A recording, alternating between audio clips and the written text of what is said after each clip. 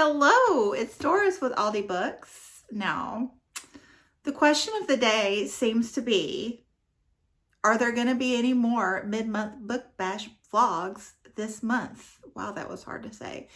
And the answer is no. I'm done. I'm done, friends. What could I do though? What could I do? Like, I didn't have to work. I'm a public school teacher, in case you didn't know. And here in the South, we don't do snow. So Monday was President's Day. That's a federal holiday here in the States for a lot of people. I mean, whatever. But the rest of the week has been called off due to bad roads. Y'all make fun all you want.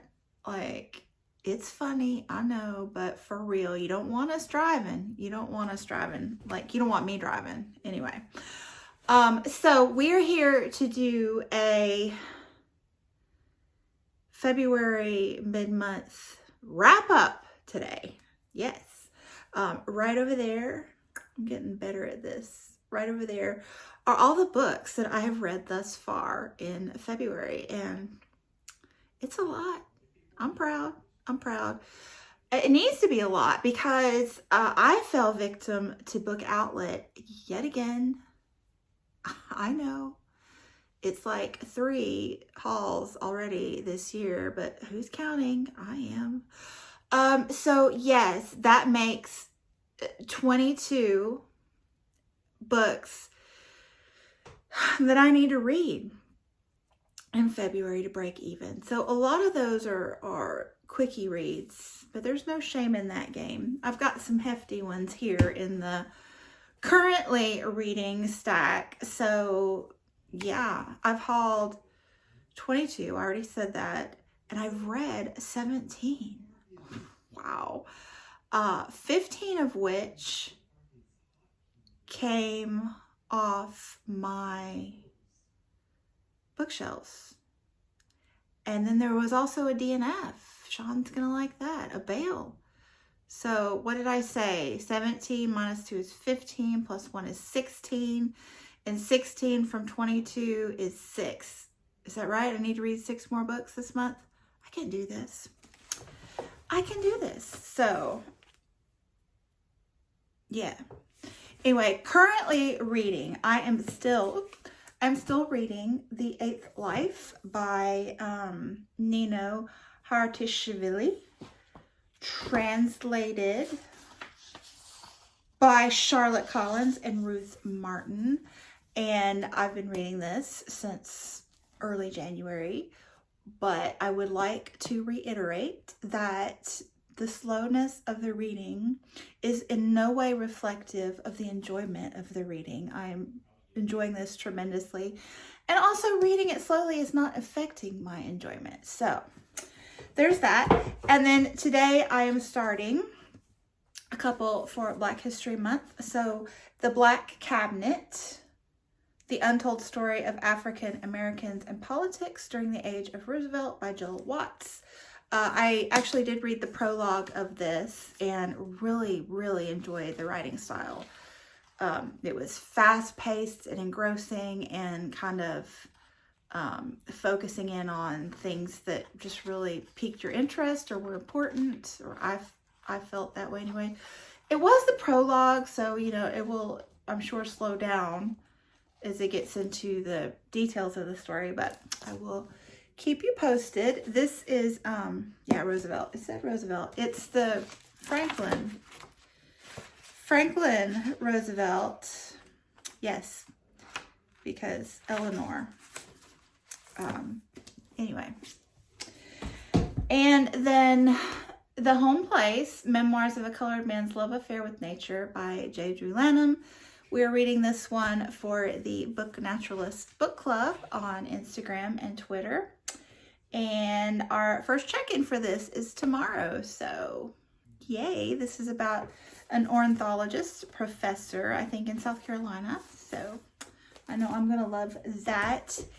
And now we're going to go analyze those. So, I can't talk about all of these just yet because Booktube Prize, and there are a couple, let's see, what am I looking for here? Oh man, oh here it is. These I'm going to talk about the end of the month for the Indie Press Project, and then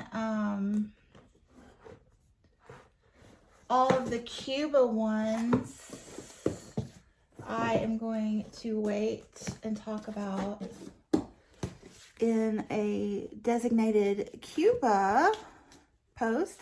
But I'm really excited. I'm almost done with these. I have just 2 more in that project, and then I'll do the Cuba wrap-up. So that leaves these to chat about. So let's do that. Okay, so first up, the DNF, the bail. This, you know, always so exciting when it happens because it doesn't happen all that much here. But this book, Alice by Christina Henry, a psychotic journey through the bowels of magic and madness. I had this on the Tower of Doom. It's been on my shelves since my first year on Booktube, whenever that was. I think it was like 4 some odd years ago. And yeah, I went through a bender where I thought I was gonna like collect Alice in Wonderland spin-offs. I don't know why, because I don't even really love Alice in Wonderland. I mean, it's fun and all, but you know, I've matured since my first year on Booktube. Anyway, so I have this because it's an Alice in Wonderland retelling.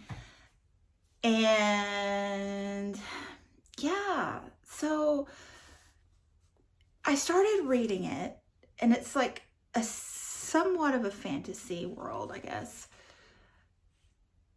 But the characters were so flat. They were in a prison. She had been raped because she went somewhere she wasn't supposed to. And, you know, she ends up becoming chummy with the man in the cell next door. Yeah. And they were just so flat. The world was flat. The characters were flat. The description of her rape was flat. And that sounds crass to say that way, but you know, I don't know. It was flat. And that particular point led me to believe that this was just going to kind of use that sexual victimization as the storyline. And, you know, I just didn't think I was here for it. So I went on to Goodreads, and there were a couple of great reviews from Sean and Yamini, and from reading those, I kind of figured out that I didn't need to read this. So thanks, friends. Yay. Then on to, you know, more fun. I finished the Bridgerton series. So I finished number 8, holding up the placeholder once more. And the bind up of all of the first and second epilogues. And, you know, just delightful. So number 8 is Gregory's story. He is the youngest son, and it was just kind of a really fresh, young love story. None of that like jaded business that is typical for Regency romances. I really just enjoyed the, you know, refreshingness of it. And never fear, more coming. So me and Katie and Heidi have decided to continue with the Smythe-Smith quartet. So if you're huge Bridgerton fans and didn't know, Julia Quinn has a spin-off series. There's 4 more novels set in this world, so to speak. Smythe-Smith, SMYTHE-Smith. So yeah, we're gonna start that this weekend, I think. So then I have a great recommendation for middle grade March that is right around the corner. The Mighty Miss Malone by Christopher Paul Curtis. So I love Christopher Paul Curtis. He's a great middle grade author. He just makes me happy. So this book is a companion novel to Bud Not Buddy, which is a really popular one that's often taught in schools, I think in 4th grade. These are set during the Great Depression, and one of the hallmarks of Christopher Paul Curtis stories is, you know, really loving family environments. So there are problems, you know, that drive the story, but the problems tend to be external to the family in some way, and the family dynamic itself is a really loving one, and that warms my heart. So yeah, this was wonderful, and I actually teared up. Christopher Paul, I'm thinking of a singer or something. He had an afterword that was just, you know, where he talked about his motivation for writing this and child poverty, and I was just like, oh. Anyway, it's really good. And then I've been on my little poetry project bender. Like, I'm nailing that one, guys. I think I only committed to reading 4, and I'm way past that. So I finally read Citizen, an American Lyric by Claudia Rankine. And this one, I really, really like the format of these. There is, the photographs really enhance the text quite a bit. However, that is just gross. I didn't really get on with all of these. Her writing it's hard for me to reach it. I don't know. She's a very smart woman, the way she thinks, but the way she writes her thoughts, it wasn't easy for me to connect with. And they're very disjointed. So anyway, and then Legacy by Nikki Grimes. This is Women Poets of the Harlem Renaissance. I really, really connect with Nikki Grimes. This is maybe my 3rd by her, at least, I think. So again, this one has great artwork connected with the poems that really, you know, enhances the reading experience. So what this is, there is a poem. There'll be a poem by a Harlem Renaissance writer. So like from, you know, early on. I don't know if it says all of the time frames for all of these. I'm sure it does in the back. There's a index.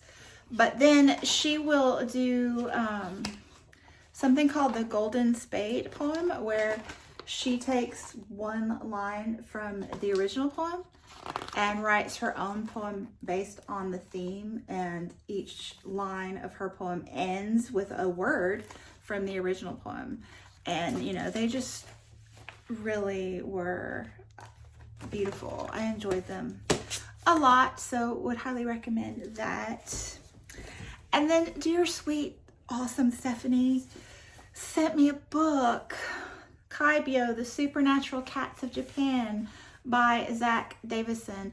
I believe Zach Davison, I think it says that he's a translator of Japanese literature, but he has written this book about all of the supernatural types of cats in Japan. And this book is so gorgeous. Like, it was interesting to read, but the way this book is put together, again, is just so beautiful. So it has a dust jacket, even though it's a paperback, and the cover of the paperback is super beautiful as well. And then all of the art is original Japanese art from back in the day. I think a lot of it is 1800s, and some even earlier. I think there's some from the 1500s, even a lot from the 1700s. So it's just gorgeous, gorgeous book. So if you are a cat owner, lover, you would, I think, really enjoy this book. So yay. And then I reread my tacky book, Effigy Birds by Erin Reynolds. Yes, so the cover is a lot cleaner than the inside. The inside is very, very naughty. So let me see. You can see this side. So he's taken original art, like some of it is even Audubon. This isn't too bad. And added these naughty expressions onto them. This isn't too bad. A lot of it is in black and white, and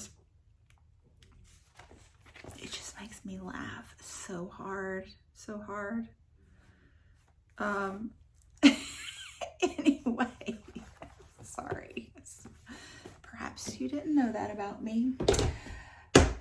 Yeah, I bought that during some of the political trauma in January, I believe. And then finally, I have a couple of graphic novels. So, Almost American Girl by Robin Ha. This is a Korean girl who's been raised by a single mother, and the mom ends up marrying a Korean man that had moved to the States the year before, and the girl, you know, obviously has to go with her mom. She's 14 at the time, and I mean, you can even imagine how traumatic that is, to move schools at that age when you're so embedded with your friend group and everything. But to move schools, like, to a completely different country in which you don't really speak the language. And so I really enjoyed reading this. As an ESL teacher myself, I thought it rang true. And obviously this is a memoir, so it does ring true for her, at least. She lived the experience. But yeah, this goes from her whole first, second year, you know, and then even in the end as a woman who's like in her second year of university, she gets to go back to Korea finally for a visit, and you know, realizes that she doesn't fit in there anymore either. So really good. I enjoyed that. And then Paying the Land by Joe Sacco. This one is looking at the Dene people. The first chapter is a little bit looking at their lives pre-colonization, sort of. But then he goes into all these interviews with how things like fracking have affected their society, and like different views than what you would expect. he really is very balanced in interviewing people from a broad spectrum of thoughts on everything he discusses. The laws, different laws that were passed in Canada about the Dene people, with them, etc. The schooling, taking them away from their parents, terrible. So yeah, really interesting. A little bit dense for a graphic novel, and I loved the nature scenes, but there were a lot of scenes that were just people that weren't quite as interesting with the artwork. But, you know, overall, a super interesting, important read, I would say. So, yeah, I think that's it for now. Got to get back to reading. Thanks so much for watching, and I will be back soon. Bye.